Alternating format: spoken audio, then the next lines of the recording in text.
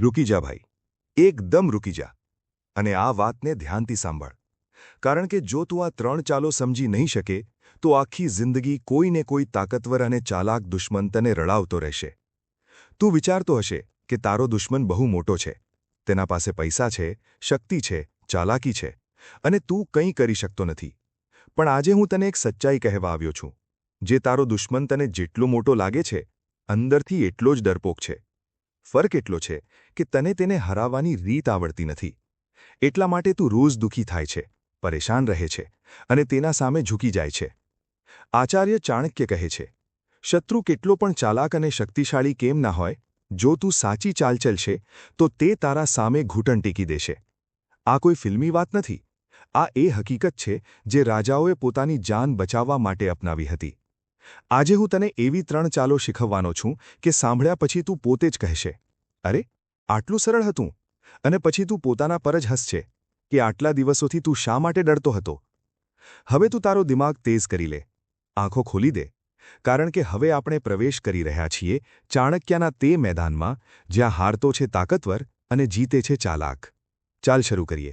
પણ પહેલાં, જો તને આ વાતો ઉપયોગી લાગે તો એક લાઇક અને એક કોમેન્ટ જરૂર કરજે, કારણ કે આવી જ જ્ઞાનભરી વાતો તારી જિંદગી બદલી શકે છે. હવે આગળ વધીએ. પહેલી ચાલ, સાચા સમયની રાહ જોવી અને પોતાને તૈયાર કરવો.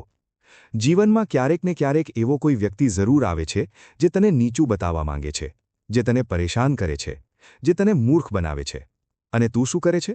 તું તરત જ તેની સામે લડી પડે છે. ગુસ્સામાં આવીને તેને જવાબ આપવાનો પ્રયત્ન કરે છે. પણ ચાણક્ય કહે છે, આ સૌથી મોટી ભૂલ છે.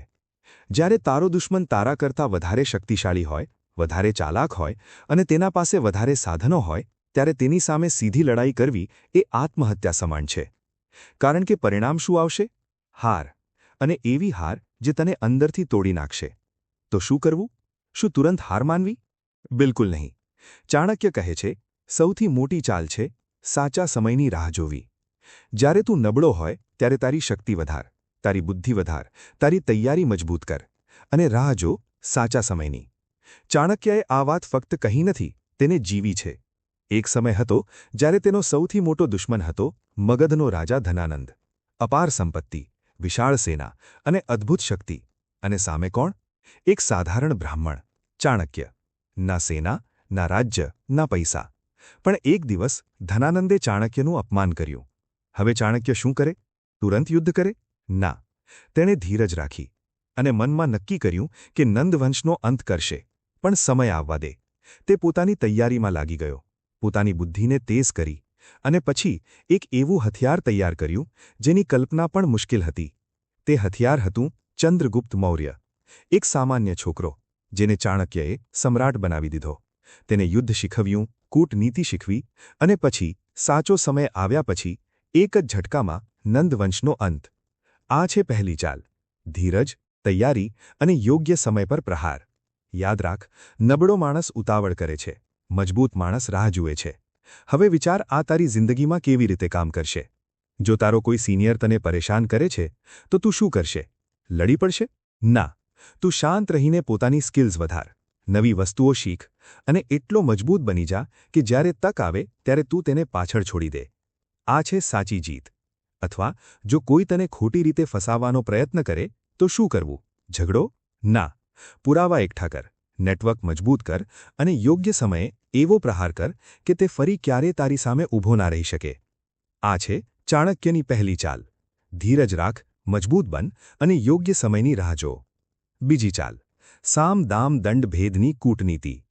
હવે ધ્યાનથી સાંભળ, કારણ કે આ ચાલ ચાણક્યની સૌથી પ્રખ્યાત અને સૌથી અસરકારક છે. ચાણક્યએ જે 4 શબ્દો આપ્યા છે, સામ, દામ, દંડ, ભેદ, તે કોઈ સામાન્ય શબ્દો નથી. આ એ હથિયારો છે જેના દ્વારા સૌથી મોટો દુશ્મન પણ ઝૂકી જાય છે. સૌપ્રથમ સામ, અર્થાત પ્રેમથી વાત કરવી, સમજાવવું. ઘણા લોકો વિચારે છે કે દુશ્મન સાથે પ્રેમથી વાત કરવી એ કમજોરી છે. પણ ચાણક્ય કહે છે, સૌથી મોટી શક્તિ એ છે કે તું તારા દુશ્મનને પણ તારો બનાવી શકે. જ્યારે કોઈ તારો વિરોધ કરે ત્યારે પહેલાં તેની પાસે જઈને તેની વાત સાંભળ, તેને સમજવાનો પ્રયત્ન કર. શક્ય છે તે ગેરસમજમાં હોય, શક્ય છે તેને લાગે કે તું તેનો રસ્તો રોકે છે. જો તું શાંતિથી વાત કરશે તો ઘણી લડાઈઓ શરૂ થવાને પહેલાં જ પૂરી થઈ જાય છે.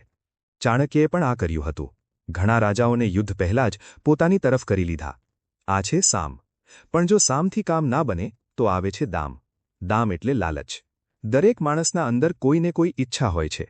કોઈને પૈસા જોઈએ, કોઈને સન્માન જોઈએ, કોઈને પદ જોઈએ. જો તું સમજશે કે સામેવાળા માણસને શું જોઈએ છે અને તું તેને એ બતાવી શકીશ કે તારા સાથે રહીને તેને વધારે મળશે, તો તે તારો દુશ્મન રહી જ નહીં શકે. ચાણક્યએ અનેક રાજાઓને ધન, જમીન, સત્તાનો લાલચ આપી પોતાની તરફ કરી લીધા. આ છે દામ. પણ જો આ બંનેથી કામ ના બને તો હવે આવે છે દંડ. દંડ એટલે તાકાતનો પ્રદર્શન. યાદ રાખ, દંડનો અર્થ એ નથી કે તું તરત જ હુમલો કરી દે, પણ સામેવાળાને બતાવ કે તારી પાસે શક્તિ છે, કે જો તું ઈચ્છે તો તેનું નુકસાન કરી શકે છે. જેમ કોઈ કૂતરો ભૂંકે તો તું પથ્થર ઉઠાવે છે. ફેંકવાની જરૂર નથી, ઉઠાવવો જ પૂરતો છે. એ જ રીતે જો કોઈ તેને પરેશાન કરે તો તેને બતાવ કે તું કમજોર નથી, કાનૂની પગલાં લઈ શકે છે, પુરાવા છે તારા પાસે. જ્યારે તેને સમજાશે કે તું રમકડું નથી, ત્યારે તે પોતે જ પાછળ હટી જશે. પણ ચાણક્ય કહે છે, દંડનો ઉપયોગ ખૂબ વિચારથી કરવો, કારણ કે એકવાર દંડ આપ્યા પછી મિત્રતા મુશ્કેલ બની જાય છે. અને જો આ ત્રણેય કામ ના કરે તો છેલ્લી ચાલ ભેદ. ભેદ એટલે ફૂટ પાડવી. દુશ્મનના લોકોમાં મતભેદ ઊભા કરવો, તેના રહસ્યો જાણવા. ચાણક્ય કહે છે, સૌથી નબળો દુશ્મન એ છે જે એકલો પડી જાય છે. જો તારો દુશ્મન ખૂબ શક્તિશાળી હોય તો તેની આજુબાજુના લોકો પર ધ્યાન આપો. તેના મિત્રો, તેના સાથીદારો, તેમાં કોઈને કોઈ અસંતુષ્ટ જરૂર હશે. તું તેને શોધી કાઢ, તેને પોતાની તરફ કરી લે, પ્રેમથી, લાભથી, અને પછી તે જ તને બધા રહસ્યો કહેશે. એકવાર તને દુશ્મનની કમજોરી ખબર પડી જાય તો તેને હરાવવું સરળ બની જાય છે. ચાણક્યએ આ જ કર્યું હતું. ધનાનંદના પોતાના લોકોમાં જ ફૂટ પાડી અને અંદરથી જ તેનું સામ્રાજ્ય તોડી નાખ્યું. આ છે ભેદ, સૌથી ખતરનાક અને સૌથી અસરકારક. યાદ રાખ, એકલો સિંહ પણ હાથીઓના ઝુંડ સામે જીતી શકતો નથી. પણ જો તું ઝુંડ તોડી નાખે તો દરેક હાથી નબળો છે. હવે આવે છે ત્રીજી ચાલ. દુશ્મનની શક્તિને પોતાની શક્તિમાં ફેરવવી. આ ચાલ બહુ ઓછા લોકો સમજે છે. ચાણક્ય કહે છે, જો દુશ્મન બહુ શક્તિશાળી હોય અને તું તેને સીધો હરાવી ન શકે તો તેના સાથે સંધિ કરી લે. હા, દુશ્મન સાથે હાથ મિલાવ, પણ દિલથી નહીં, દિમાગથી. જ્યારે તારી જિંદગી જોખમમાં હોય ત્યારે થોડા સમય માટે દુશ્મન સાથે ચાલવું એક વ્યૂહરચના છે. તેની મદદ લે, તેના સંસાધનોનો ઉપયોગ કર, અને પછી યોગ્ય સમયે પોતાનો રસ્તો અલગ કરી દે, અથવા તેને જ હરાવી દે. ઘણા લોકો વિચારે છે કે દુશ્મન સાથે મિત્રતા કરવી અપમાન છે, પણ ચાણક્ય માટે આ એક હથિયાર હતું. માનો કે તારા બે દુશ્મન છે, એક મોટો, એક નાનો. જો તું બંને સાથે લડશે તો હારશે, પણ જો તું મોટા સાથે હાથ મિલાવીને પહેલા નાનાને હરાવી દે તો પછી તું મજબૂત બની જશે, અને પછી મોટા સાથે લડવું સરળ થઈ જશે. આ છે ત્રીજી ચાલ. દુશ્મનને મિત્ર બનાવ, પણ અંદરથી નહીં. તેની શક્તિને પોતાની શક્તિમાં ફેરવી નાખ. ચાણક્યએ પણ આ જ કર્યું. ઘણા નાના રાજાઓને પોતાની સાથે જોડ્યા, તેમની સેના લીધી, તેમની મદદ લીધી, અને પછી ધનાનંદને હરાવ્યો. આ ત્રણેય ચાલો એવી શક્તિશાળી છે કે જો તું તેને સાચે સમજશે તો કોઈ પણ દુશ્મન તને ક્યારેય હરાવી નહીં શકે. યાદ રાખ, ચાણક્ય પાસે ન તો ટેકનોલોજી હતી, ન તો આધુનિક હથિયાર. ફક્ત એક વસ્તુ હતી, બુદ્ધિ. અને એ બુદ્ધિથી તેને ઇતિહાસ બદલી નાખ્યો. તારે પણ એ જ કરવું છે. ગભરાવું નહીં, વિચારવું છે, ધીરજ રાખવી છે, અને યોગ્ય ચાલ ચલવી છે. જ્યારે તું આ કરશે ત્યારે તારો દુશ્મન, જે ક્યારેક તને નાનો માનતો હતો, એ જ તારા સામે ઝૂકશે. અને યાદ રાખ, આ બધું કોઈને નુકસાન પહોંચાડવા માટે નથી, પણ પોતાની રક્ષા કરવા માટે છે, અન્યાય સામે ઊભા રહેવા માટે છે. ચાણક્ય ક્યારેય નિર્દોષ સામે નહોતા ગયા. તેમણે હંમેશા અન્યાયનો વિરોધ કર્યો. તું પણ એ જ રસ્તે ચાલ, ચાલાકીથી, બુદ્ધિથી અને ધીરજથી. જો તને આ વાતો સમજાઈ હોય તો હવે સમય આવી ગયો છે તારો અંદરનો ચાણક્ય જગાડવાનો. હવે જા અને દુનિયાને બતાવી દે કે સાચી શક્તિ શું હોય છે. આચાર્ય ચાણક્ય કહે છે, આ દુનિયામાં સૌથી મોટો ભ્રમ શું છે જાણે છે? લોકો તને તારા સ્વભાવ માટે નથી પસંદ કરતા, પણ પોતાના સ્વાર્થ માટે પસંદ કરે છે. જ્યાર સુધી તું તેમના કામનો છે, ત્યાર સુધી તું સારો છે.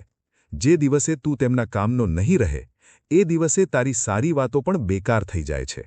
એટલે ક્યારેય પણ ખોટી પ્રશંસા પર વિશ્વાસ ન કર, કારણ કે જે લોકો તારા સામે તારી વખાણ કરે છે, એ જ લોકો તારી પાછળ તારી નિંદા પણ કરે છે. માનવ સ્વભાવ ખૂબ વિચિત્ર છે. સામે મીઠું બોલે છે અને પાછળ ઝેર ઉગલે છે. એટલે દરેક પર આંખ બંધ કરીને વિશ્વાસ કરવું મૂર્ખતા છે. ચાણક્ય કહે છે, તારા રાજ, તારી યોજના અને તારી કમજોરી ક્યારેય પણ કોઈને ન બતાવ. ભલે તે તારો સૌથી નજીકનો માણસ કેમ ન હોય, કારણ કે સમય બદલતા વાર નથી લાગતી, અને એ જ માણસ એક દિવસ તારી સૌથી મોટી કમજોરી બની શકે છે. આ દુનિયામાં સંબંધો પણ પરિસ્થિતિ પ્રમાણે બદલાય છે. આજે જે તારો સાથી છે, કાલે એ જ તારો વિરોધી બની શકે છે.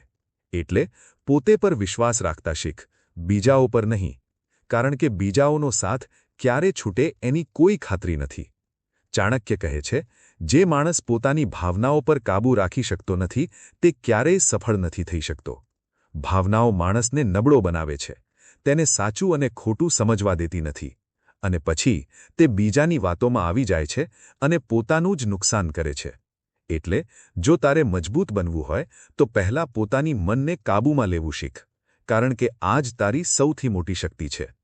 આ દુનિયામાં આગળ વધે છે એ જ માણસ જે પોતાના સમયનો સાચો ઉપયોગ કરે છે, જે દરેક પળને પોતાની પ્રગતિ માટે વાપરે છે. બાકીના લોકો શું કરે છે? ફક્ત બહાના બનાવે છે, સમય બગાડે છે, અને પછી જ્યારે કંઈ મળતું નથી ત્યારે પોતાના નસીબને દોષ આપે છે. પણ સત્ય શું છે? તેમની નિષ્ફળતા તેમની પોતાની બેદરકારી છે. ચાણક્ય કહે છે, ક્યારેય પણ પોતાની કમજોરી કોઈને ન બતાવ, કારણ કે લોકો તેને તારી શક્તિ નહીં બનાવે, પણ તેનો ફાયદો ઉઠાવીને તને વધુ નબળો બનાવી દેશે. એટલે પોતાની કમજોરી છુપાવી રાખ અને પોતાની શક્તિને એટલી મજબૂત બનાવી દે કે કોઈ તને નુકસાન ન પહોંચાડી શકે. સીધો સાદો હોવું સારી વાત છે, પણ વધારે સીધો હોવું મૂર્ખતા છે, કારણ કે સીધા વૃક્ષને જ સૌથી પહેલાં કાપવામાં આવે છે. એટલે પોતાના અંદર થોડી ચાલાકી અને સમજદારી રાખ, તેથી કોઈ તને સરળતાથી ઉપયોગ ન કરી શકે.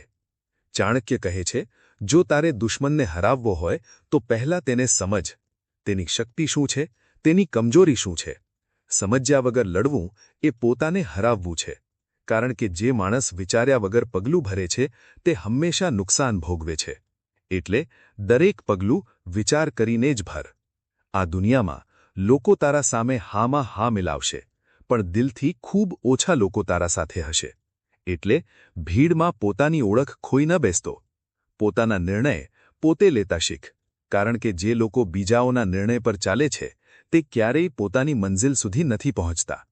ચાણક્ય કહે છે, સફળ થવા માટે 3 વસ્તુ જરૂરી છે: સાચો સમય, સાચો નિર્ણય અને સાચું કાર્ય. જો તેમાંથી એક પણ ખોટું પડે તો સફળતા મુશ્કેલ બની જાય છે. એટલે ધીરજ રાખ અને યોગ્ય સમયની રાહ જો. ઉતાવળમાં લીધેલો નિર્ણય હંમેશા ખોટો સાબિત થાય છે. આ દુનિયામાં લોકો તારી સફળતાથી ખુશ નથી થતા, પણ ઈર્ષા કરે છે. એટલે પોતાની સફળતા બધાને બતાવવાની જરૂર નથી. શાંતિથી મહેનત કર અને તારા કામને બોલવા દે, કારણ કે જેટલું વધુ તું દેખાડો કરીશ, એટલા વધુ દુશ્મન ઊભા થશે. ચાણક્ય કહે છે, ક્યારેય પણ દુશ્મનને નબળો ન સમજ, કારણ કે તે નબળો નથી, તે ફક્ત યોગ્ય સમયની રાહ જોઈ રહ્યો છે, અને જેમ જ તેને તક મળશે તે તેને નુકસાન પહોંચાડવામાં પાછળ નહીં પડે. એટલે હંમેશા સતર્ક રહેજે અને પોતાના દુશ્મનો પર નજર રાખજે.